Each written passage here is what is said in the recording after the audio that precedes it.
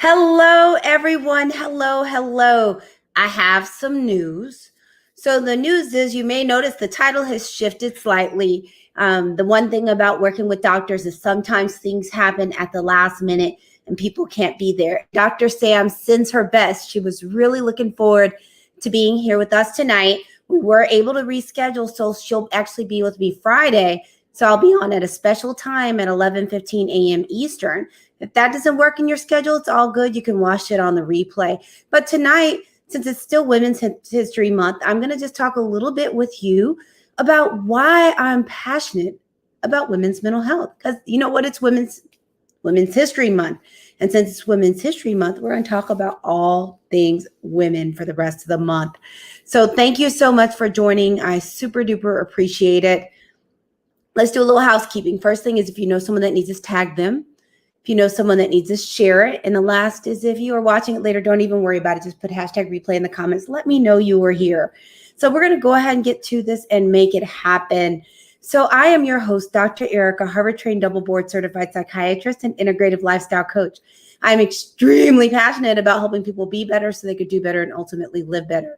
I do that through my adult telepsychiatry practice, my books, including Fix Your Fairy Tale, A Woman's Guide to a Great Life, Love, and Legacy, and speaking. My superpower is making mental health practical. I do that just to help people get the life that they truly deserve, the life they were created for. So if you're just joining again, Dr. Samm had to reschedule, but you still have me. So hopefully you'll still hang in here with me. And one of the things is just as I say with Black History Month, that Black history in the United States is American history. It's not something that only happens, for those 28 days. And women's history doesn't just happen in Women's History Month. But since it's here, I might as well highlight it. And one of the things that's important to me for the rest of the month is sometimes we spend a lot of time thinking about all these people that have been passed. And it's great thinking about people that are aspirational, that inspire us, or people we may not actually know. Like, I love me some Oprah, but I don't know Oprah. I love me some Shonda Rhimes, but I don't know Shonda Rhimes. And sometimes it's great, they say give people their flowers while they're here. But there are some people I know that are utterly phenomenal. Last week I had on my good friend Joy Stevens, actually my best friend, and my mother. And I had some really great people lined up. Number one, they're freaking brilliant. Number two, they are women. Number three is they are people that have so much knowledge and wisdom that they're good people for you to put up in your virtual circle. So I'm going to be bringing numerous people to you. So I'm super excited about that. But let's go ahead and get to the thing at hand, because I'm not going to keep you here forever. There are a few reasons why women's mental health is so important to me. And there are some things that probably make it so I have a special place in my heart for women, beyond the fact that I am a woman, is that I grew up in a family that was full of women, with my grandmother, my aunts. I still had quite a few uncles, but on my mom's side of the family, it was definitely skewed towards women. And I just grew up around so many strong women with big personalities that I really feel that having those relationships have made me really care about the plight of women. And the fact that as I got this journey and got inspired to work in mental health, is seeing how mental health is an integral part of how we live, how we experience life, and how we feel emotionally sets the tone also for how our body functions physically. So these things, your mind, body, and spirit, are truly connected. So what I love about psychiatry is to me, it is actually a spiritual experience, and it's an art.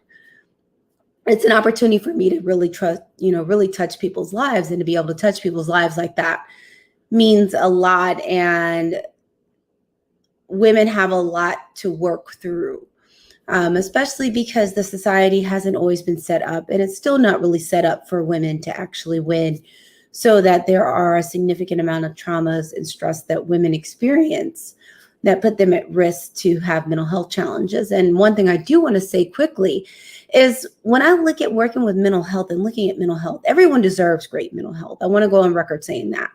The next thing is mental health isn't just, are you depressed and want to jump off a bridge or not? There's this whole continuum of mental health and mental wellness. And I truly believe that there has to be some intentionality to it, to get to the good stuff.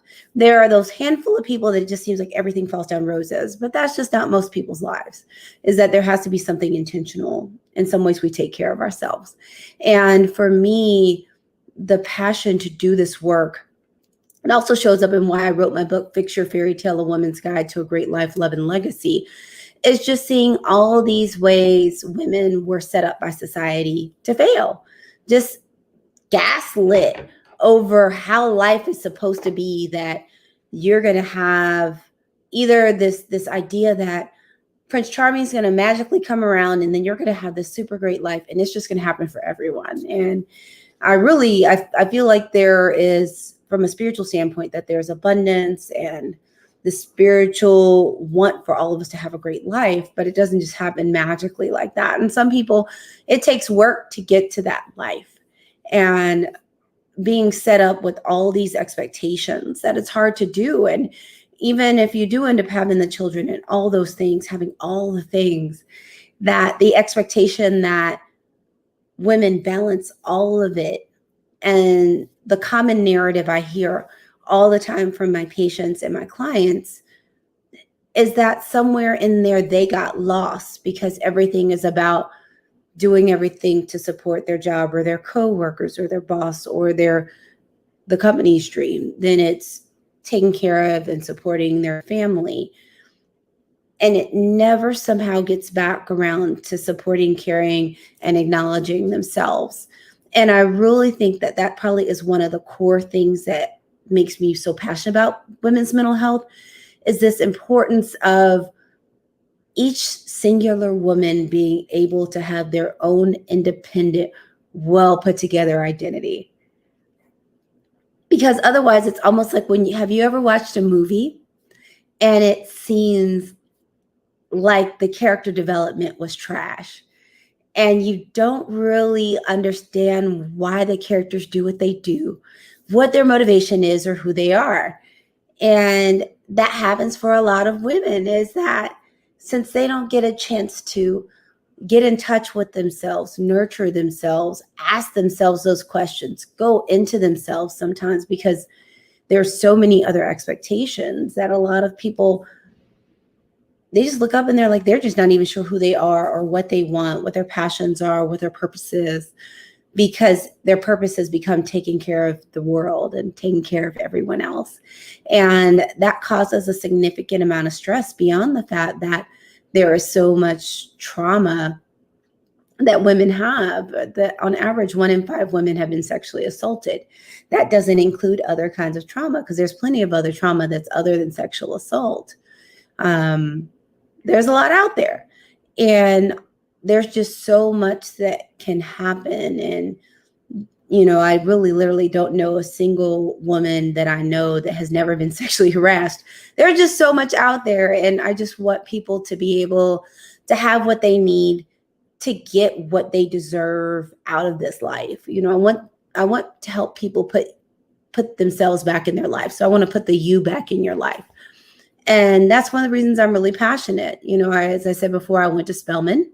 So I went to college with women. It was a whole women's college, and a lot of the staff was women.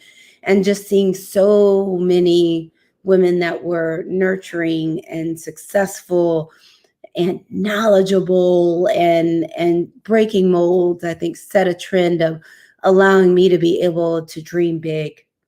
And not only to dream big, but to plan big, that it wasn't these dreams that you had these big dreams and you feel like they're dreams that'll never come true, and allow me to dream big and feel like they could come true.